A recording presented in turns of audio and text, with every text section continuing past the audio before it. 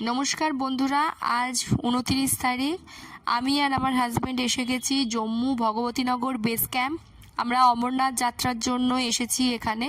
আমরা আজ সকালবেলায় জম্মু এয়ারপোর্ট থেকে প্রিপেড ট্যাক্সি নিয়ে ভগবতীনগর বেস ক্যাম্পে এসেছি। আমাদের যেহেতু আরএফআইডি কার্ড ইস্যু করা হয়নি ওখান থেকে, সেই জন্য আমরা সোজা চলে এসেছি ভগবতীনগর বেস ক্যাম্পে। এসে এখানে লাইন দিয়ে সকালবেলা 12:30টার মধ্যে আরএফআইডি কার্ড পেয়ে গেছি।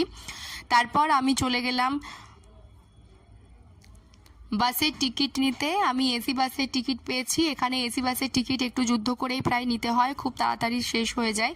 সেজন্য বন্ধুরা তোমাদেরকে বলবো, যারা অমরনাথ যাত্রার জন্য আগামী দিনে আসছো তারা সবার প্রথমে জম্মু রেলওয়ে স্টেশন থেকে সবসময় চেষ্টা করবে আরএফআইডি কার্ড ইস্যু করিয়ে নেওয়ার জন্য। তাহলে এখানে অনেকটা ঝুঁকি কমে যায়, কারণ এখানে এরিয়াটা অনেক বড়। এখানে ঢুকে খুঁজে পেতে, তারপর এত সিকিউরিটি চেকিংয়ের মাধ্যমে, লাইনের মাধ্যমে যতক্ষণে তুমি আরএফআইডি কাউন্টারে পৌঁছাবে ততক্ষণে তোমার অনেক দেরি হয়ে যাবে। যারা এয়ারপোর্ট থেকে আসছো তাদের জন্য একটা কথা বলে রাখি, এয়ারপোর্টে এখনো পর্যন্ত আরএফআইডি কাউন্টারে কোনো কিছু বসেনি, আজ পর্যন্ত বসেনি। আমি জানি না ভবিষ্যতে কতদিন এই কাউন্টার বসতে সময় লাগবে। তো তাদের জন্য অবশ্যই তোমরা কোনো সময় নষ্ট না করে এয়ারপোর্ট থেকে লাগেজ চেক ইন করে নিয়েই কিন্তু ভগবতীনগর বেস ক্যাম্পের জন্য রওনা হয়ে যেও। এই যে লম্বা লাইন দেখতে পাচ্ছ, এই লাইনটা সোজা চলে যাচ্ছে ভগবতীনগর বেস ক্যাম্পে। যত সময় গড়াচ্ছে তত লাইনের বহরও বেশি বাড়ছে। যত ট্রেন থামছে লাইনের লম্বা লাইনের দৈর্ঘ্য কিন্তু তত বাড়তে থাকছে। অবশ্য লাইনে বেশিক্ষণ সময় লাগছে না, যতটুকু সময় সিকিউরিটি চেকিংয়ের জন্য সময়টা একটু বেশি লাগছে। তবে মেয়েদের লাইন আলাদা হচ্ছে, মেয়েদের জন্য সময় একদমই বেশি হচ্ছে না। ছেলেদের একটু টাইম লাগছে, কারণ ছেলেদের সিকিউরিটি চেকিংটা একটু বেশি হচ্ছে। যারা ভেতরে অ্যাকোমোডেশন পাচ্ছ না তাদের চিন্তার বা ঘাবড়ানোর কোনো দরকার নেই। বেস ক্যাম্প থেকে বাইরে এসে উল্টো ফুটে প্রচুর রুম পেয়ে যাবে। এখানে এসি নন এসি মিলিয়ে বিভিন্ন রেটের দাম পেয়ে যাবে রুম। এসি রুমের রেট সাধারণত 1500 টাকা, 1200 থেকে 1500 টাকা, দরদাম করলে 1200 টাকাতেও পেয়ে যেতে পারো। এছাড়া কুলার যে রুম দেয়, কুলারওয়ালা রুমেও 800 টাকা রুমের মধ্যে পেয়ে যাবে। এবার নন এসি রুম 500 থেকে স্টার্টিং হয়ে যায়। তোমরা সেই রকম মতো রুম দেখে নিতে পারো। যারা গ্রুপে আসছো তাদের জন্য বেস ক্যাম্পের ভেতরে ডরমেটরির ব্যবস্থা আছে। শুধুমাত্র নিজেদেরকে একটা পাতলা চাদর বা কিছু পেতে নেওয়ার জন্য নিয়ে আসতে হবে। 50 টাকা পার হেড হিসাবে তোমরা সেখানে থাকতে পারো। ডরমেটরি ফুল হয়ে গেলে আরও ওদের অন্য জায়গারও ব্যবস্থা করা আছে, সেটা সময় বিশেষে বা স্থান বিশেষে ওরা সেটা ঠিক করে দেবে।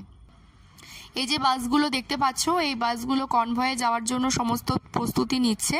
এভাবে একে একে সমস্ত যাত্রীদের ডিটেলস নিয়ে বাসের সিট থেকে শুরু করে ডিকি থেকে শুরু করে সমস্ত জায়গায় কঠিন পর্যবেক্ষণ করে এই বাসদেরকে ভেতরে পাঠানো হচ্ছে, এবং ভালো করে সব কিছু চেক করেই ভারত সরকার এই যাত্রা শুরু করেছেন। সুতরাং ভয় পাওয়ার কোনো কারণ নেই। পুলিশদের দেখে বা পুলিশের হাতে আর্ম দেখে মানুষের ভয় একটু লাগতেই পারে। সচরাচর আমরা এরকম দেখতে অভ্যস্ত নই, কারণ আমরা যেখান থেকে, যে পশ্চিমবঙ্গ হোক বা বিভিন্ন আরও যে জায়গা থেকে আমরা আসি, সেসব জায়গায় এতটা পুলিশ বা এত আর্ম ফোর্সকে নিয়ে আমরা দেখতে অভ্যস্ত নই। তাই হয়তো আমাদের মনে একটু ভয় সঞ্চার হতেই পারে, কিন্তু ভয়ের কোনো কারণ নেই। এরা যথেষ্ট সাহায্য করছে মানুষকে। জিজ্ঞাসা করলে বা কোনো কিছু অসুবিধার মধ্যে পড়লে সেই জায়গা থেকে বের করতে কিন্তু অনেকটা সাহায্য করছে। রাতের বাস আমাদের বলেছে 1:30টার মধ্যে চলে আসতে। যখন বাসের টিকিট কাটবে তখন টাকা দেওয়ার সময় ওরা ছোট্ট একটা স্লিপ দেবে। সেই স্লিপের মধ্যেই বাসের নাম্বার, সিট নাম্বার সমস্ত লিখে দিচ্ছে। ওই সিট নাম্বার বা বাসের নাম্বার দেখে তোমাকে রাত্রেবেলায় গিয়ে বাস খুঁজে নিতে হবে। এই বাস খোঁজাটা একটু কঠিন। আমি পরের ভিডিওতে তোমাকে বাসের ডিটেলসটা বলবো, কারণ এই মুহূর্তে আমি এখনও বাসের ব্যাপারটা আমিও ঠিক জানি না, আমারও এটা প্রথমবার। অবশ্যই আমি নেক্সট ভিডিওতে এই ব্যাপারটা তোমাদেরকে গাইড করে দেবো। ভিডিওটা ভালো লাগলে জানিও, যদি মনে হয় ইনফরমেটিভ তখন একটু প্লিজ কমেন্ট বা শেয়ার করে দিও। আর একটা কথা বলি, যাদের রেজিস্ট্রেশন পরের দিকে আছে, হয়তো 5ই জুলাই বা 6ই জুলাই আছে, তারা ভেবেছেন আগে চলে এসে স্পট রেজিস্ট্রেশন করে আগে দর্শন করে নিতে পারবেন। তাদের জন্য একটু দুঃসংবাদ আছে এই মুহূর্তে। এখন শুধুমাত্র 30 তারিখ আর 1 তারিখের যাত্রীদেরকেই প্রাধান্য বেশি দেওয়া হচ্ছে, তাদেরকেই আরএফআইডি কার্ড ইস্যু করা হচ্ছে। বাকি যাদের দেরি